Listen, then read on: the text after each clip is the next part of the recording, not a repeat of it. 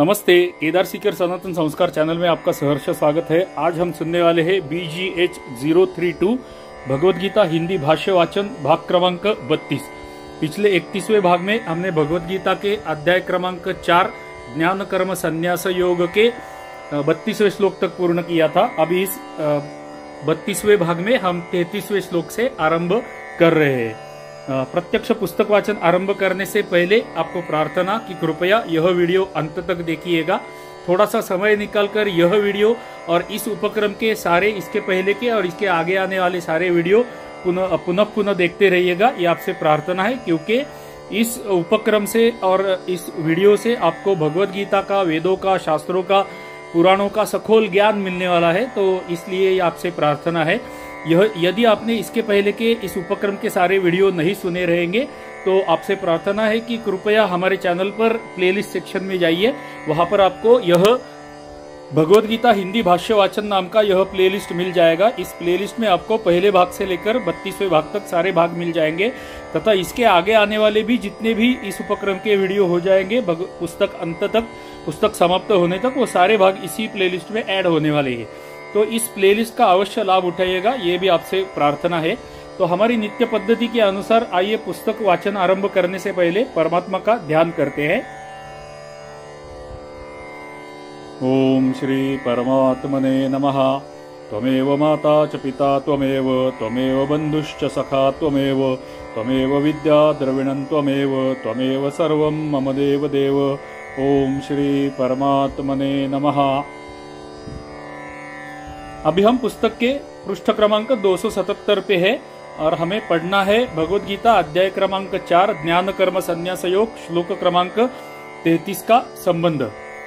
उपर्युक्त प्रकरण में भगवान ने कई प्रकार के यज्ञों का वर्णन किया और यह बात भी कही कि इनके सिवा और भी बहुत से यज्ञ वेद शास्त्रों में बतलाए गए हैं।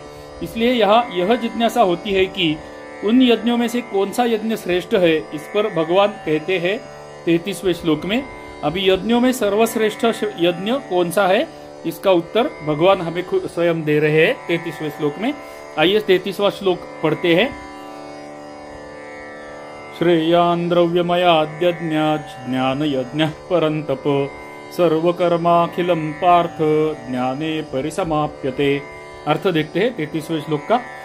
हे परंतप अर्जुन, द्रव्यमय यज्ञ की अपेक्षा ज्ञान यज्ञ अत्यंत श्रेष्ठ है, तथा यावन मात्र संपूर्ण कर्म ज्ञान में समाप्त हो जाते हैं।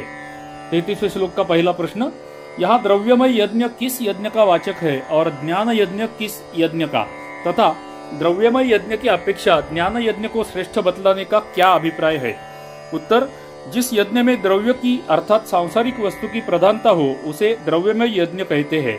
अतः अग्नि में घृत, चीनी, दही, दूध, तिल, जौ, चावल, मेवा, चंदन, कपूर, धूप और सुगंध युक्त औषधियां आदि हवि का विधिपूर्वक हवन करना, दान देना, परोपकार के लिए कुआं, बावली, तालाब, धर्मशाला आदि बनवाना, बलि वैश्वदेव करना आदि जितने सांसारिक पदार्थों से संबंध रखने वाले शास्त्रविहित शुभ कर्म है, वे सब द्रव्यमय यज्ञ के अंतर्गत आते हैं। उपर्युक्त साधनों में इसका वर्णन दैव यज्ञ, विषय हवन रूप यज्ञ और द्रव्य यज्ञ के नाम से हुआ है। इनसे भिन्न जो विवेक, विचार और आध्यात्मिक ज्ञान से संबंध रखने वाले साधन है, वे सब ज्ञान यज्ञ के अंतर्गत है।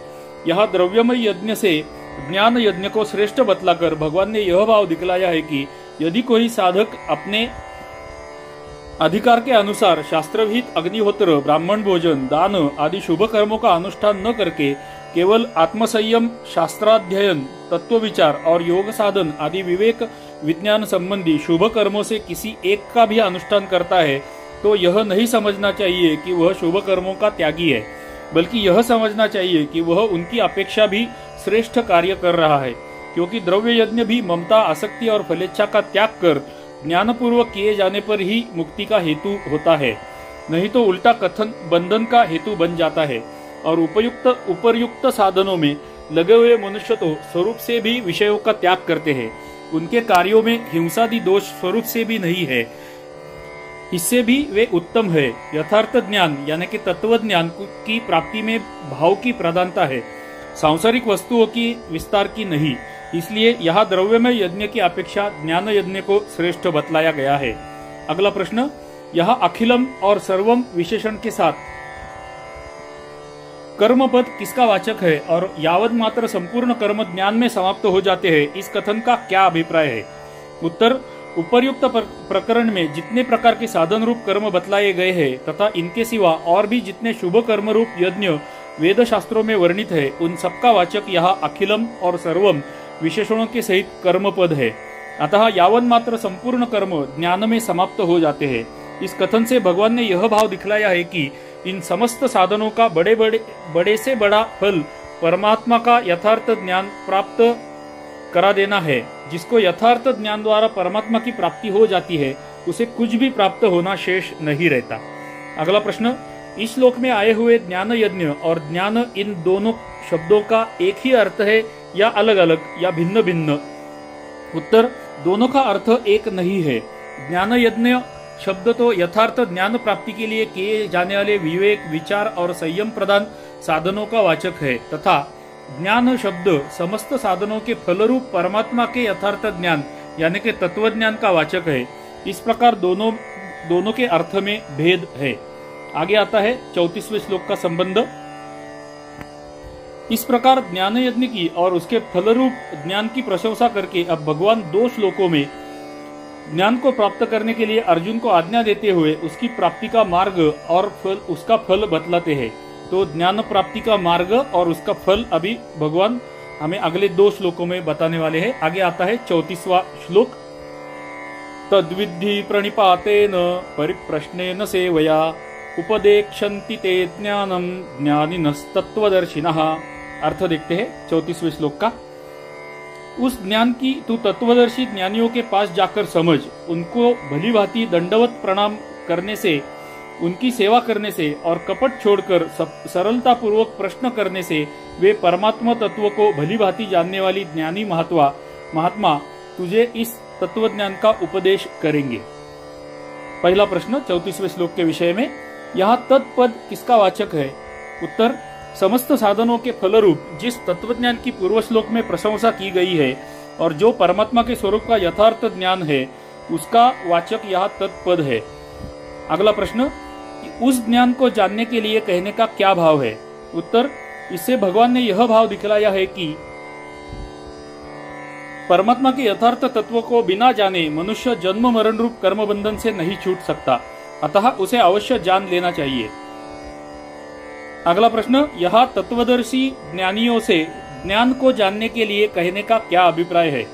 उत्तर, भगवान के पुनः पुनः परम तत्व की बात कही जाने पर भी उसके न समझने से अर्जुन में श्रद्धा की कुछ कमी सिद्ध होती है। अतएव उनकी श्रद्धा बढ़ाने के लिए अन्य ज्ञानियों से ज्ञान सीखने के लिए कहकर वे उन्हें चेतावनी दे रहे हैं या दी गई है। अगला प्रश्न, प्रणिपात किसको कहते हैं? उत्तर, श्रद्धा भक्ति पूर्वक सरलता से दंडवत प्रणाम करना प्रणिपात कहलाता है। अगला प्रश्न, सेवा किसे कहते हैं? उत्तर, श्रद्धा भक्ति पूर्वक महापुरुषों के पास निवास करना, उनकी आज्ञा का पालन करना, उनके मानसिक भावों को समझकर हर एक प्रकार से उनको सुख पहुंचाने की चेष्टा करना, ये सभी सेवा के अंतर्गत है। अगला प्रश्न, परिप्रश्न किसको कहते हैं? उत्तर, परमात्मा के तत्व को जानने की इच्छा से श्रद्धा और भक्तिभाव से किसी बात को पूछना परिप्रश्न है। अर्थात मैं कौन हूँ, माया क्या है, परमात्मा का क्या स्वरूप है, मेरा और परमात्मा का क्या संबंध है, बंधन क्या है, मुक्ति क्या है और किस प्रकार साधन करने से परमात्मा की प्राप्ति होती है, इत्यादि अध्यात्म विषयक समस्त बातों को श्रद्धा, भक्ति और सरलता पूर्वक पूछना ही परिप्रश्न है। तर्क और वितंडता से प्रश्न करना परिप्रश्न नहीं है। अगला प्रश्न, प्रणाम करने से, सेवा करने से और सरलता पूर्वक प्रश्न करने से तत्वज्ञानी तुझे ज्ञान का उपदेश करेंगे, इस कथन का क्या अभिप्राय है? क्या ज्ञानीजन इन सबके बिना ज्ञान का उपदेश नहीं करते? उत्तर, उपर्युक्त कथन से भगवान ने ज्ञान की प्राप्ति में श्रद्धा, भक्ति और सरल भाव को आवश्यकता का प्रतिपादन किया है। अभिप्राय यह है कि श्रद्धा भक्ति रहित मनुष्य को दिया हुआ उपदेश उसके द्वारा ग्रहण नहीं होता। इसी कारण महापुरुषों को प्रणाम, सेवा और आदर सत्कार की कोई आवश्यकता न होने पर भी अभिमान पूर्वक उद्दंडता से परीक्षा बुद्धि से या कपट भाव से प्रश्न करने वाले के सामने तत्वज्ञान संबंधी बातें कहने में उनकी प्रवृत्ति नहीं हुआ करती। अतएव जिसे तत्वज्ञान प्राप्त करना हो उसे चाहिए कि श्रद्धा भक्ति पूर्वक महापुरुषों के पास जाकर उनको आत्मसमर्पण करे, उनकी भली भांति सेवा करे और अवकाश देखकर उनसे परमात्मा के तत्व की बातें पूछे। ऐसा करने से जैसे बछड़े को देखकर वात्सल्य भाव से गौ के स्तनों में और बच्चे के लिए माँ के स्तनों में दूध का स्रोत बहने लग जाता है, वैसे ही ज्ञानी पुरुषों के अंतःकरण में उस अधिकारी की उपदेश करने के लिए ज्ञान का समुद्र उमड़ आता है। इसलिए श्रुति में भी कहा है, तद्विज्ञानार्थम स गुरुमेवाभिगच्छेत समित पाणि श्रोत्रियम ब्रह्मनिष्ठम। ये मुंडकोपनिषद में कहा गया है। इसका अर्थ है, अर्थात उस तत्वज्ञान को जानने के लिए वह जिज्ञासु साधक समिधा यथाशक्ति भेंट हाथ में लिए हुए निरभिमान होकर वेद शास्त्रों के ज्ञाता तत्वज्ञानी महात्मा पुरुष के पास जावे। अगला प्रश्न, यह ज्ञानिनः के साथ तत्वदर्शिनः विशेषण देने का और उसमें बहुवचन के प्रयोग का क्या भाव है? उत्तर, ज्ञानिनः के साथ तत्वदर्शिनः विशेषण देकर भगवान ने यह भाव दिखलाया है कि परमात्मा के तत्व को भली भांति जानने वाले वेदवेत्ता ज्ञानी महापुरुष ही उस तत्वज्ञान का उपदेश दे सकते हैं, केवल शास्त्र के ज्ञाता या साधारण मनुष्य नहीं। तथा यह बहुवचन का प्रयोग ज्ञानी महापुरुषों के आदर देने के लिए किया गया है, यह कहने के लिए नहीं कि तुम्हें बहुत से तत्वज्ञानी मिलकर ज्ञान का उपदेश करेंगे। आगे आता है 35वां श्लोक। संबंध दिया नहीं है क्योंकि विषय कंटिन्यू हो रहा है, क्रमशः हो रहा है। तो 35वां श्लोक पढ़ते हैं। यज्ञात्वा न पुनर्मोहम एवं यास्यसि पांडव येन भूतान्यशेषेण द्रक्ष्यस्यात्मन्यथो मयि। अर्थ देखते हैं 35वें श्लोक का। जिसको जानकर फिर तू इस प्रकार मोह को नहीं प्राप्त होगा, तथा हे अर्जुन, जिस ज्ञान के द्वारा तू संपूर्ण भूतों को निशेष भाव से पहले अपने में और पीछे मुझ सच्चिदानंद घन परमात्मा में देखेगा। पहला प्रश्न 35वें श्लोक के विषय में, यहाँ यत पद किसका वाचक है, उसको जानना क्या है, तथा फिर इस प्रकार से मोह को नहीं प्राप्त होगा, इस कथन का क्या अभिप्राय है? उत्तर, यह यत पद पूर्व श्लोक में वर्णित ज्ञानी महापुरुषों द्वारा उपदिष्ट तत्वज्ञान का वाचक है और उस उपदेश के अनुसार परमात्मा के स्वरूप को भली भांति प्रत्यक्ष कर लेना ही उस ज्ञान को जानना है।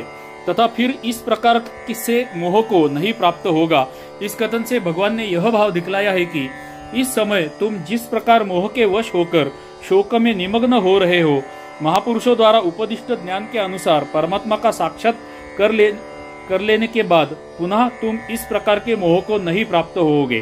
क्योंकि जैसे रात्रि के समय सब जगह फैला हुआ अंधकार सूर्योदय होने के बाद नहीं रह सकता, उसी प्रकार परमात्मा के स्वरूप का यथार्थ ज्ञान होने के बाद मैं कौन हूँ, संसार क्या है, माया क्या है, ब्रह्म क्या है इत्यादि कुछ भी जानना शेष नहीं रहता।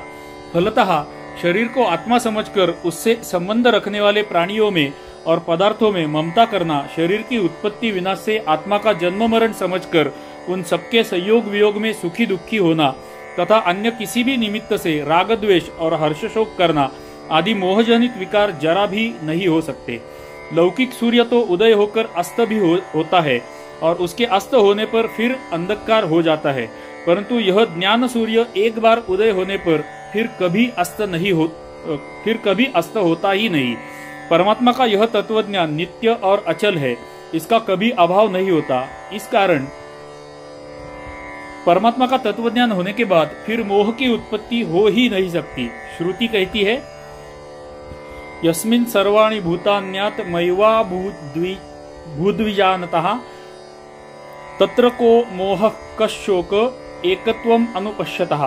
इसका अर्थ देखते हैं। अर्थात जिस समय तत्वज्ञान को प्राप्त हुए पुरुष के लिए समस्त प्राणी आत्मस्वरूप ही हो जाते हैं, उस समय उस एकतत्वदर्शी पुरुष को कौन सा शोक और कौन सा मोह हो सकता है, अर्थात कुछ भी नहीं हो सकता। अगला प्रश्न, ज्ञान के द्वारा संपूर्ण भूतों को निशेष भाव से आत्मा के अंतर्गत देखना क्या है? उत्तर, महापुरुषों से परमात्मा के तत्व ज्ञान का उपदेश पाकर आत्मा को सर्वव्यापी अनंत स्वरूप समझना तथा समस्त प्राणियों में भेद बुद्धि का अभाव होकर सर्वत्र आत्मभाव हो जाना, अर्थात जैसे स्वप्न से जगा हुआ मनुष्य स्वप्न के जगत को अपने अंतर्गत स्मृति मात्र देखता है, वास्तव में अपने से भिन्न अन्य किसी का सत्ता नहीं देखता, उसी प्रकार समस्त जगत को अपने से अभिन्न और अपने अंतर्गत समझना संपूर्ण भूतों को निश्चयता से आत्मा के अंतर्गत देखना है। इस प्रकार आत्मज्ञान होने के साथ ही मनुष्य के शोक और मोह का सर्वथा अभाव हो जाता है। अगला प्रश्न, इस प्रकार आत्मदर्शन हो जाने के बाद संपूर्ण भूतों को सच्चिदानंद घन परमात्मा में देखना क्या है? उत्तर, संपूर्ण भूतों को सच्चिदानंद घन परमात्मा में देखना पूर्वोक्त आत्मदर्शन रूप स्थिति का फल है। इसी को परम पद की प्राप्ति, निर्वाण ब्रह्म की प्राप्ति और परमात्मा में प्रविष्ट हो जाना भी कहते हैं। इस स्थिति को प्राप्त हुए पुरुष का अहम भाव सर्वथा नष्ट हो जाता है। उस समय उस योगी की परमात्मा से पृथक सत्ता नहीं रहती, केवल एक सच्चिदानंद ब्रह्म ही रह जाता है। उसका समस्त भूतों को परमात्मा में स्थित देखना भी शास्त्र दृष्टि से कहने मात्र को ही है, क्योंकि उसके लिए दृष्टा और दृश्य का भेद ही नहीं रहता। तब कौन देखता है और किसको देखता है, यह स्थिति वाणी से सर्वथा अतीत है, इसलिए वाणी से इसका केवल संकेत मात्र किया जाता है। लोक दृष्टि में उस ज्ञानी के जो मन, बुद्धि और शरीर आदि रहते हैं, उनके भावों को लेकर ही ऐसा कहा जाता है कि वह समस्त प्राणियों को सच्चिदानंद घन ब्रह्म में देखता है, क्योंकि वस्तुतः उसकी बुद्धि में संपूर्ण जगत जल में बर्फ, आकाश में बादल और स्वर्ण में आभूषणों की भांति ब्रह्मरूप ही हो जाता है। कोई भी पदार्थ या प्राणी ब्रह्म से भिन्न नहीं रह जाता।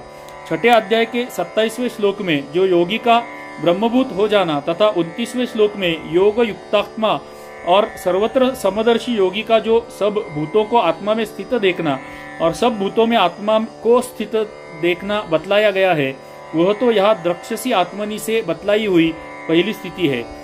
और उस अध्याय के 28वें श्लोक में जो ब्रह्म संस्पर्श रूप अत्यंत सुख की प्राप्ति बतलाई गई है, वह यहाँ अथोपमयी से बतलाई हुई उस पहली स्थिति का फल रूपा दूसरी स्थिति है।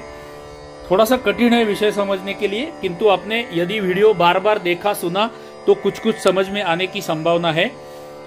मेरा तो हमें नित्य कहना रहता है कि पहले ही श्रवण में, पहले ही वाचन में सब कुछ समझ में आएगा, ऐसा पॉसिबल नहीं है, क्योंकि इस पुस्तक का लेखन करने वाले जगदयाल जी गोविंद का स्वयं लिखते हैं कि मुझे भगवद गीता का अभी एक शतांश भाग भी समझ में नहीं आया है। तो हमारी तो बात ही क्या है, तो हम केवल प्रयत्न कर सकते हैं भगवद गीता समझ के लेने का। 18वें अध्याय में भी भगवान ने ज्ञान योग के वर्णन में 54वें श्लोक में योगी का ब्रह्मभूत होना बतलाया है और 55वें में ज्ञानरूप पराभक्ति के द्वारा उसका परमात्मा में प्रविष्ट होना बतलाया है। वही बात यहाँ दिखलाई गई है। और आगे आता है अगले वाले श्लोक का संबंध। इस प्रकार गुरुजनों से तत्वज्ञान सीखने की विधि और उसका फल बतलाकर अब उसका महात्म्य भगवान बतलाते हैं। आइए 36वां श्लोक पढ़ते हैं। अपि चेदसि पापेभ्यः सर्वेभ्यः पापकृत्तमः सर्वज्ञानप्लवेनैव वृजिनं संतरिष्यसि। अर्थ देखते हैं। यदि तू अन्य सब पापियों से भी अधिक पाप करने वाला है, तो भी तू ज्ञानरूप नौका द्वारा निस्संदेह संपूर्ण पाप समुद्र से भली भांति तर जाएगा। पहला प्रश्न 36वें श्लोक का। इस श्लोक में चेत और अपि पदों का प्रयोग करके क्या भाव दिखलाया गया है?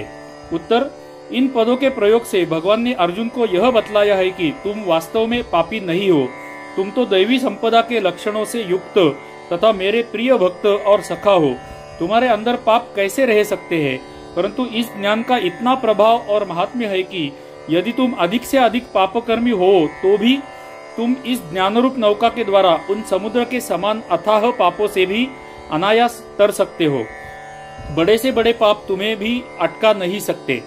अगला प्रश्न, जिसका अंतःकरण शुद्ध नहीं हुआ है, ऐसा अत्यंत पापात्मा मनुष्य तो ज्ञान का अधिकारी भी नहीं माना जा सकता, तब फिर वह ज्ञान नौका द्वारा पापों से कैसे तर जाता है? उत्तर, चेत और अपि पदों का प्रयोग होने से यहाँ इस शंका की गुंजाइश नहीं है, क्योंकि भगवान के कहने का यहाँ यह भाव है कि पापी ज्ञान का अधिकारी नहीं होता, इस कारण उसे ज्ञानरूप नौका का मिलना कठिन है। पर मेरी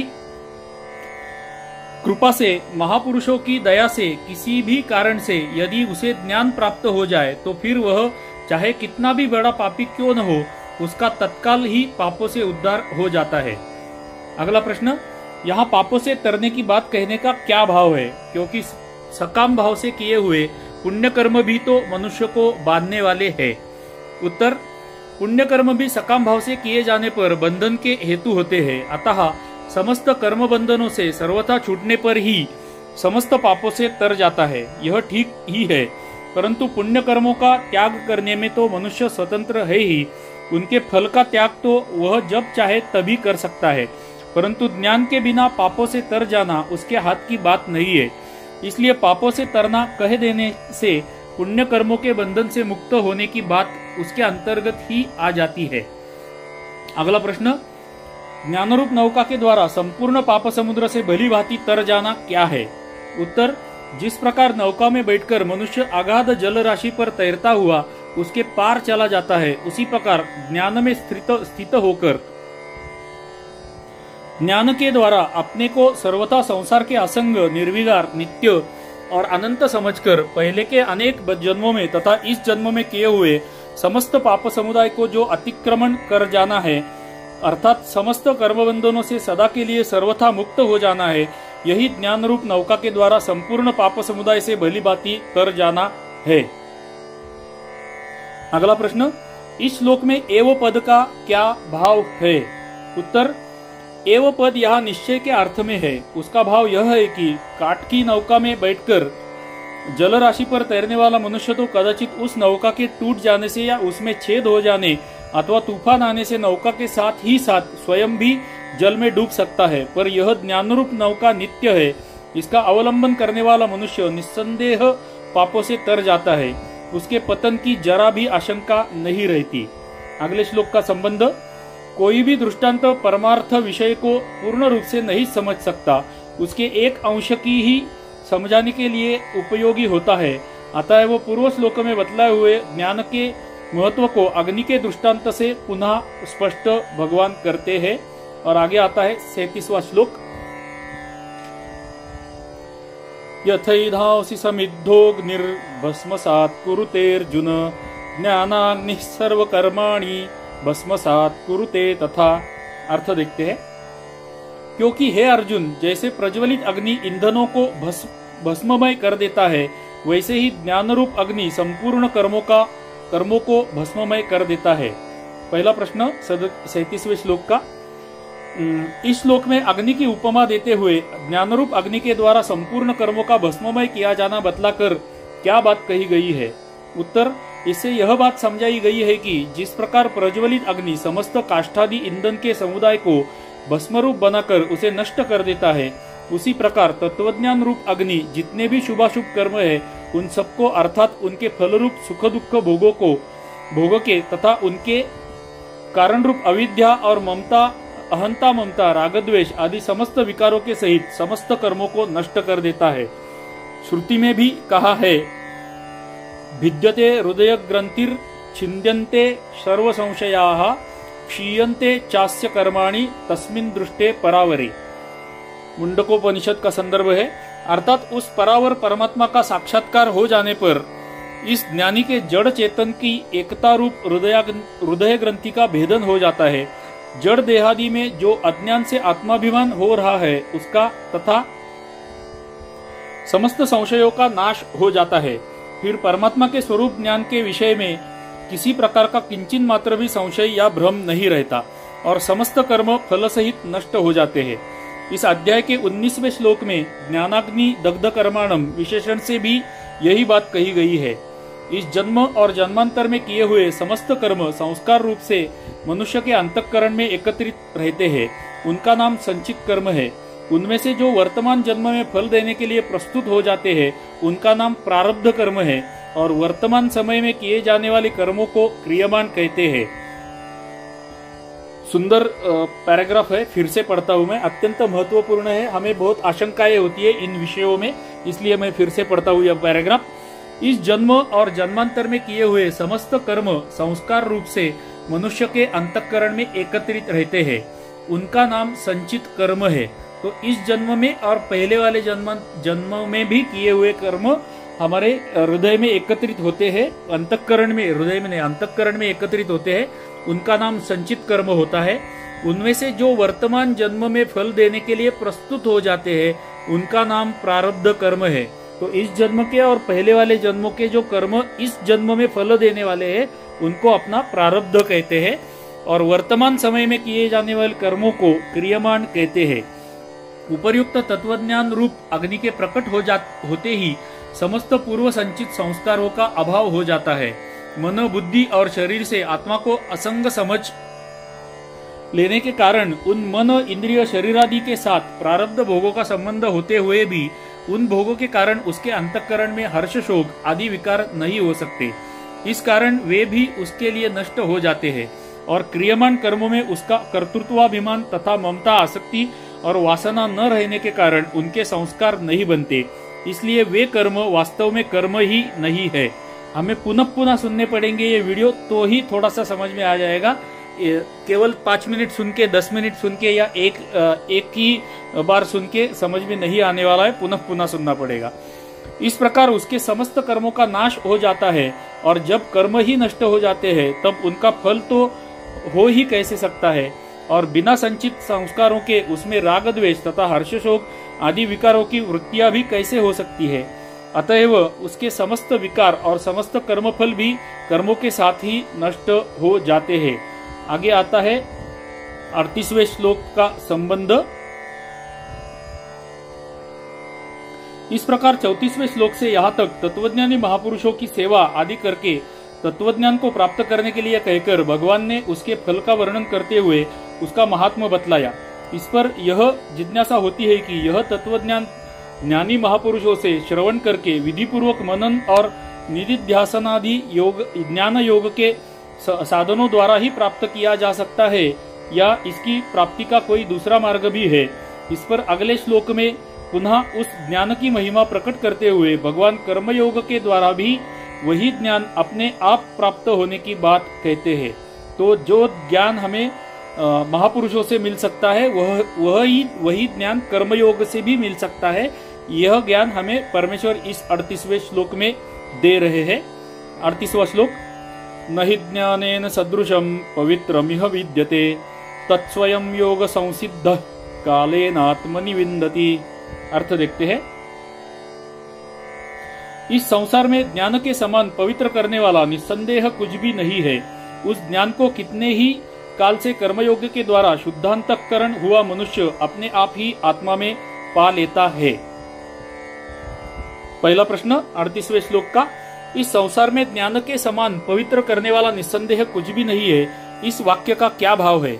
उत्तर, इस वाक्य से यहाँ यह भाव दिखलाया गया है कि इस जगत में यज्ञ, दान, तप, सेवा, पूजा, व्रत, उपवास, प्राणायाम, शम, दम, संयम और जप, ध्यान आदि जितने भी साधन तथा गंगा, यमुना, त्रिवेणी आदि जितने भी तीर्थ मनुष्य के पापों का नाश करके उसे पवित्र करने वाले हैं, उनमें से कोई भी इस यथार्थ ज्ञान की बराबरी नहीं कर सकता, क्योंकि वे सब इस तत्वज्ञान के साधन है और यह ज्ञान उन सबका फल यानी कि साध्य है।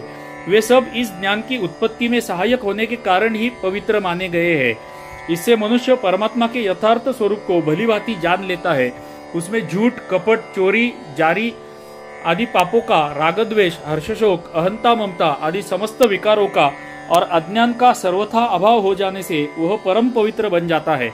उसके मन, इंद्रिय और शरीर भी अत्यंत पवित्र हो जाते हैं।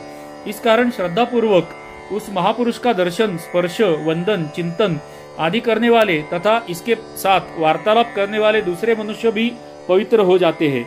इसलिए संसार में परमात्मा के तत्वज्ञान के समान पवित्र दूसरी कुछ भी नहीं है। अगला प्रश्न, यह पद के प्रयोग का क्या भाव है? उत्तर, यह पद के प्रयोग से यह भाव दिखलाया गया है कि प्रकृति के कार्य रूप इस जगत में ज्ञान के समान कुछ भी नहीं है। सबसे बढ़कर पवित्र करने वाला ज्ञान ही है, किंतु जो इस प्रकृति से सर्वथा अतीत, सर्वव्यापी, सर्वशक्तिमान, सर्वलोक महेश्वर, गुणों के समुद्र, सगुण निर्गुण, साकार निराकार स्वरूप परमेश्वर इस प्रकृति के अध्यक्ष है, जिनके स्वरूप का साक्षात कराने वाला होने से ही ज्ञान की पवित्रता है, वे सबके सुहृद सर्वाधार परमात्मा तो परम पवित्र है। उनसे बढ़कर यह ज्ञान की पवित्र नहीं बतलाया गया है, क्योंकि परमात्मा के समान ही दूसरा कोई नहीं है, तब उनसे बढ़कर कोई कैसे हो सकता है। इसलिए अर्जुन ने कहा भी है, परम ब्रह्म परम धाम पवित्रम परमम भवान, अर्थात आप पर ब्रह्म परम धाम और परम पवित्र है। तथा भीष्म जी ने भी कहा है, पवित्राणाम पवित्रम यो मंगलानाम च मंगलम, अर्थात वे परमेश्वर पवित्र करने वालों में अतिशय पवित्र और कल्याणों में भी परम कल्याण स्वरूप है। अगला प्रश्न, योग संसिद्ध पद किसका वाचक है और वह उस ज्ञान को अपने आप ही आत्मा में पा लेता है, इस कथन का क्या अभिप्राय है। उत्तर, कितने ही काल तक कर्मयोग का आचरण करते करते राग द्वेष के नष्ट हो जाने से जिसका अंतःकरण स्वच्छ हो गया है, जो कर्मयोग में भली भांति सिद्ध हो गया है, जिसके समस्त कर्म ममता आसक्ति और फलेच्छा के बिना भगवान की आज्ञा के अनुसार भगवान के लिए ही होते हैं, उसका वाचक यह योग संसिद्ध पद है।